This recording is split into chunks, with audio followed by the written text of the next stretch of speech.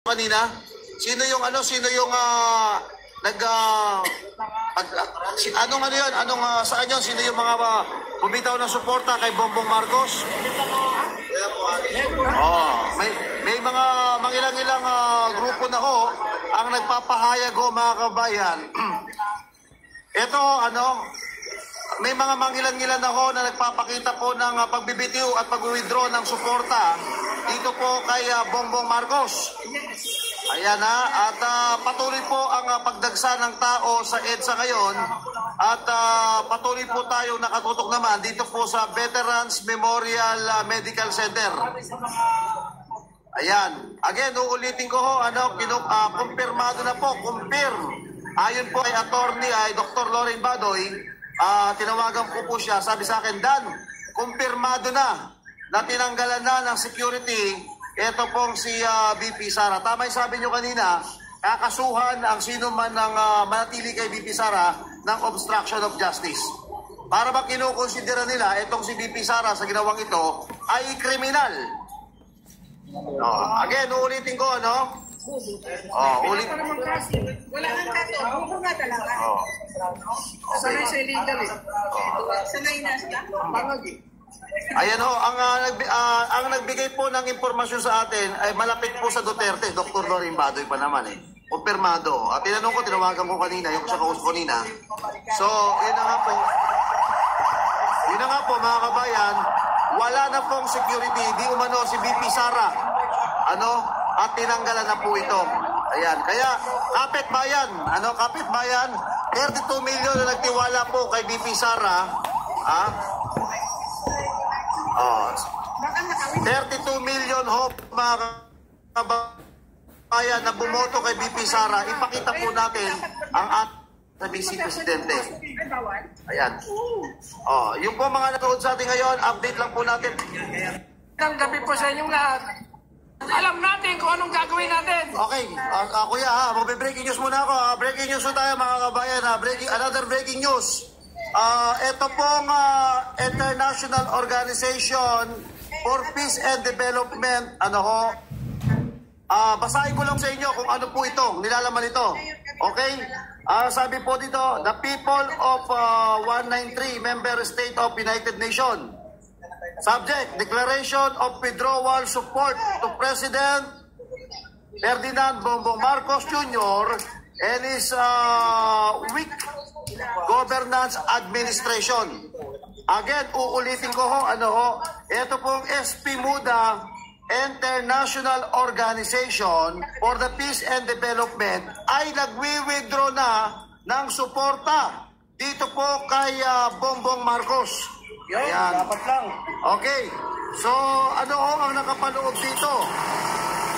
Dr. Dato Kumad Mangutara, Forward founder of chairman of SP MUDA, International Organization for Peace and Development around the world, do hereby dispose and declare we are above subject on valid grounds and reason to weak governance, political turmoil and corruption that will lead to the people power to remove is from power if we will not resign, including all his cronies. Threat of public safety and security upon the turn of drug trafficking and other criminalities all over the country. Number 3, directive democracy of Philippines damage credibility of appointees, elected and corrupt official with the eyes of cheated Filipino people, taxpayer.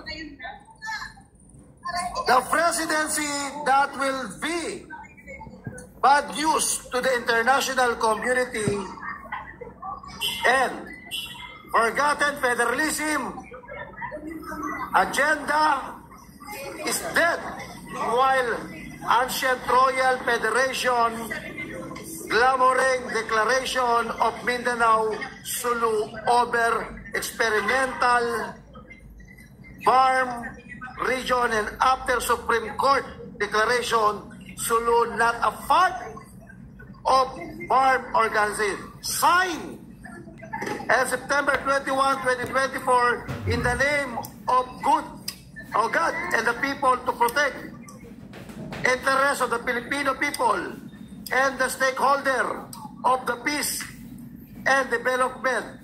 Signed, Dr. Dato Kumad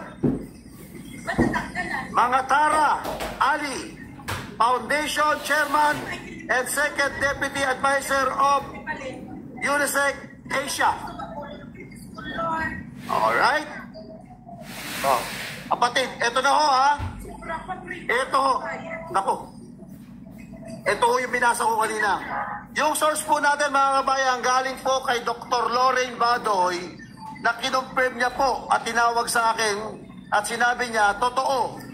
At nasa Bible po ngayon, na kumpirmadong tinalan daw ng security si Bibi Sara. Ayan. Okay, shoutout to sa lahat to ng nanonood ngayon. Ha? At again, uulitin ko ho mga kababayan, ito po ba ay may katarungan pa na umiiral sa bansang Pilipinas? Kung ito ay totoo na tinanggalan ng security ang ating mahal na Vice Presidente, ano ang nagawa niyang kasalanan? Convicted na ba? Wala kang kaso eh. Wala pong kaso.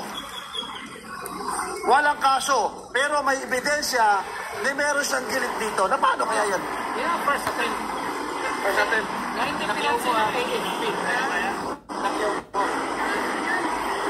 Nakukuha niyo mga kababayan. Alam niyo, kung hindi sa mga Duterte, walang Marcos ngayon. Yes. Tama. Tama, tama. Kung hindi sa mga Duterte, walang bangag ngayon. Alam niyo bakit? Kasi pinudol po ng Marcos ang mga Duterte. Napakasimple. Bakit ko sinasabi? Maliwanag na hindi po ang Duterte ang lumapit sa mga Marcos. Ang Marcos ang lumapit sa Duterte. Yes.